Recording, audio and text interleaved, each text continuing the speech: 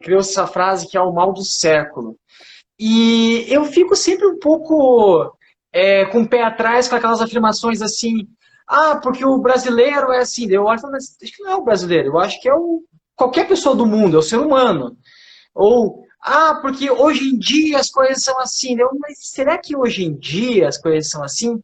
Então, para ti, que já estudou um pouco da época do Buda, dos alunos do Buda, dos discípulos do Buda, a ansiedade é um problema moderno, atual, ou é um problema que sempre teve com a humanidade? Não é inerente, Chico, à humanidade, porque o que acontece? Na verdade, os grandes maus do século seriam os transtornos de humor. Se vem falando muito que a ansiedade seria o mal do século XXI, acho que agora não mais, né? Depois de 2020 eu já não sei mais, né? Depois do Covid, então já não sei mais nada. Mas é porque se falou da depressão no século XX, né? Um pouquinho agora. E o próprio século, a virada do século XIX para o século XX, tinha a questão da depressão, até olhando para a literatura, para a questão da história, né? A questão do romantismo, né? O romantismo tinha esse quê de melancolia e muitos sofriam de depressão. Mas naquela época, sim, existia essas questões de ansiedade. Basta a gente pensar historicamente na guerra. Né? Shakyamuni Buda, ele era da caça dos guerreiros, então eram pessoas que guerrearam.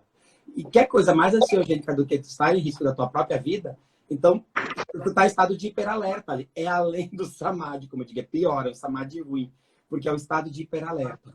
Né? Tu tá ali, mas tá na coisa que a gente chama nas neurociências de luta ou fuga. Quando eu tenho um perigo, das duas, uma. Ou eu vou lá e encaro o perigo, ou eu corro.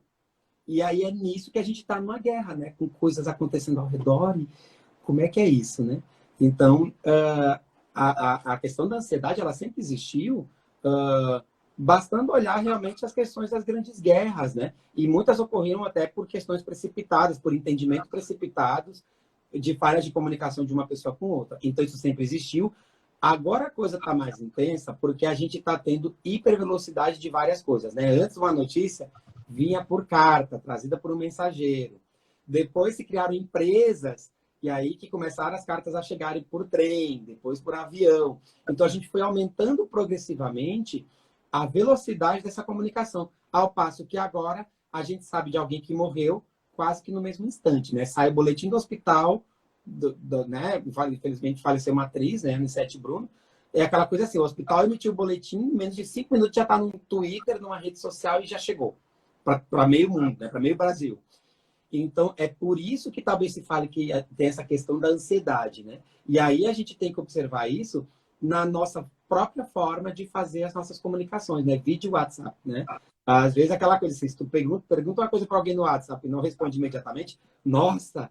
E aí entra a questão ansiosa nossa. E aí a gente tem que treinar, porque, peraí, não é um algoritmo que está me respondendo, né? Eu não estou falando com nenhum algoritmo de empresa ou com esses algoritmos agora que tem de aparelhos de telefone, da Amazon, né? Não estou falando com a Alexa. Eu estou falando com uma pessoa ali por trás. Então, esse é o grande foco para a gente ter esse cuidado com isso, porque talvez essa questão do mal do século ser ansiedade, porque entramos na hipervelocidade. E aí agora, com a questão da pandemia, a coisa ficou mais intensa, porque realmente ficou todo mundo praticamente dependente da internet, né? Para a gente poder, inclusive, se comunicar. Por um lado, isso foi bom, por outro, isso também gerou algumas ansiedades, né? Existe uma coisa que a psicologia estuda muito bem, que é a chamada FOMO, né? Que é o Fear of Missing Out, que é o medo de perder tudo. Então, assim, tem trocentas lives acontecendo, eu quero ver tudo, tem meu cantor favorito, tem curso disso, curso daquilo, e aí surgiram várias coisas na quarentena, e no fim, inclusive, as pessoas se fatigaram. Né? Inclusive, é um pouco da explicação de a gente, do ponto de vista epidemiológico, tem muita gente indo para a rua, que é uma coisa ruim para a pandemia. Mas é porque também a gente se enfiou tanto nesse mundinho que acabou falando, gente, espera aí, tem algo maior acontecendo também. Tem as pessoas com quem eu me relaciono. Então, esse é o grande foco e a gente tem que ter muito cuidado com isso, apreciar essa mente que a gente tem para não ficar jogando ela para o limite, né? O tempo todo. Esse é o grande risco que a gente tem. Mas uma coisa também que eu noto é assim, né? A gente não tem mais tempo para ficar entediado. Uhum. Então, aquela visão que talvez seja romântica minha do século XVIII, talvez as coisas não fossem assim, mas era final da tarde, a família senta, fica lá olhando o pôr do sol, não tinha televisão, não tinha rádio, né? E hoje não tem tempo, as próprias crianças não aceitam mais ficar entediadas, né? Elas já querem eletrônicos e tal. Então, assim, esse excesso de tecnologia pode estar nos atrapalhando? Sem dúvida. Sem dúvida, porque eu falei, né, que tem alguns fenômenos da modernidade que vem acontecendo conosco, né? Um deles é esse medo de perder tudo, e a gente tem um outro que é não é bem uma doença, um fenômeno, né? É a coisa do, como é que eu vou te explicar? Do buscador de emoções intensas. A gente chama em inglês o thriller seeker, né? Que é o buscador de emoções intensas. Parece que para eu ser feliz, eu tenho que estar na Indonésia, num sol maravilhoso. A gente idealiza tanto, às vezes, as férias, as coisas, a vida, que, no fim das contas, a gente acaba trocando os pés pelas mãos. E aí, realmente, assim, acaba até usando a internet de maneira como quem usa o cigarro, como eu digo, né? Existe, sim, a dependência de internet, inclusive, e das crianças é uma coisa que nos preocupa. E aí, talvez, o ideal seria, vamos falar um termo do budismo, né? O famoso caminho do meio, né? Achar um meio termo entre, bom, precisamos da tecnologia, sim, mas tem outras possibilidades no mundo, né, que possam ser dadas para que nos possam ser dadas como seres humanos, né? Apreciar o sol, apreciar a natureza, apreciar tantas outras coisas, porque a gente fica muito, realmente, assim, às vezes para olhar a natureza eu dependo de uma lente, muitas vezes, né? E aí eu fico entrando na coisa do TBT, né? Do Throwback Thursday, da coisa do voltar, para minha viagem maravilhosa e lá eu era feliz. Pera lá, mas eu não posso ter um estado de contentamento aqui, apesar de tudo, né? Eu não estou falando em negacionismo, tá, gente? Estou falando em entrar no estado de apreciação, de contentamento. Poder tomar sol, uma coisa que eu sempre estou pedindo, inclusive, para os meus alunos universitários, né? Assim, gente, sempre que possível, vão para perto da janela, tomem um solzinho. Porque isso é importante, assim, porque a gente fica tão preso na tela que a gente esquece que tem uma vida real acontecendo, tem fenômenos acontecendo, tem um cachorrinho late, né? Pessoas falam ao meu lado. Então, é disso que é importante falar para poder achar esse estado de contentamento. Felicidade, às vezes, eu acho a palavra complicada no Ocidente, até alegria, porque tem gente que, como eu digo, né, tem gente que confunde ser alegria com ser vida louca, e não é isso. Né? A questão da alegria é achar esse lugar de contentamento, mesmo diante de uma dificuldade. É aprender a fluir como a água. Né? Charlotte Jokobeck foi uma grande mestra, né, nos Estados Unidos, nos anos 60, inclusive, na época lá da contracultura, a mestra Zen, ela falava disso, né? A gente aprender a fluir como a água de um rio. Né? Vai ter uma pedra, a gente aprende a desviar, macio, né? Negócio que a gente é muito duro, né? A gente parece que tudo para nós é demais. E aí a gente entra nas questões de compulsão. Seja com cigarro, seja com games, seja com a própria internet. Aí a coisa da gente ter o cuidado com isso.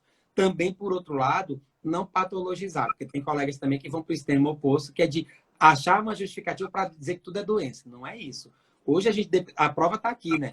Hoje a gente depende da internet mais do que tudo e ninguém é um doente, né? Uma condição de uma pandemia nos colocou numa outra situação.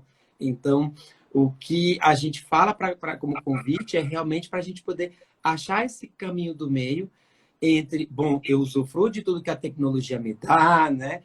De ter o canal no YouTube, de ver teus vídeos, de ver vídeos das pessoas, mas também ter esse outro olhar mais amplo para observar outros fenômenos, até para observar as relações da minha casa, né? A questão dos filhos, a questão do meu núcleo familiar.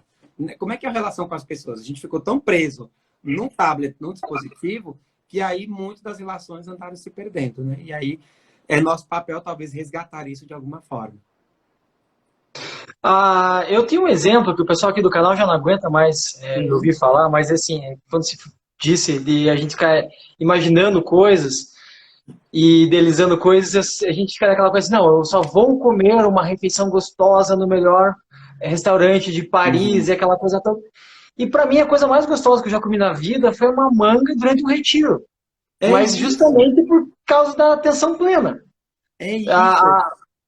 É a questão do thriller pode seeker que eu contar. estava falando, né? Desculpa, é a questão do thriller seeker, né? Eu sempre brinco, né? Eu posso ter a mesma alegria comendo no restaurante caríssimo, da mesma alegria, por exemplo, que eu lembro de comer a manga, me falou em manga, eu me lembrei do pé de manga da casa da minha infância, né? Eu cresci lá com a minha mãe, lá no Nordeste do Brasil, lá em Natal. Então, desse tipo de coisa que é importante, é a questão das pequenas coisas da vida, sabe? A gente aprender a apreciar isso também. Tem coisas sérias acontecendo no mundo, sim. Tem coisas boas, experiências interessantes, de um bom restaurante, tudo bem. mas não precisa ser a experiência, né? Qual é a sua experiência? A sua experiência é esse instante, né? Mais do que exatamente ficar nessa coisa da emoção intensa, porque tem que ser no restaurante lá em Paris, que saudade e tal. E aqui? Será que eu sou capaz de fazer uma boa comida, eu mesmo produzir uma comida interessante, boa, adequada, com toda a minha atenção, para poder desfrutar nesse momento? Uma fruta, né? Uma manga, a natureza nos dá algo tão bom, né? Será que eu não sou capaz de apreciar isso? Então, é desse lugar, eu acho maravilhoso esse exemplo, Chico, sim, porque ele nos traz para algo que é básico, que é achar esse lugar do contentamento, que é esse lugar mais perene de apreciação das pequenas coisas que acontecem na vida.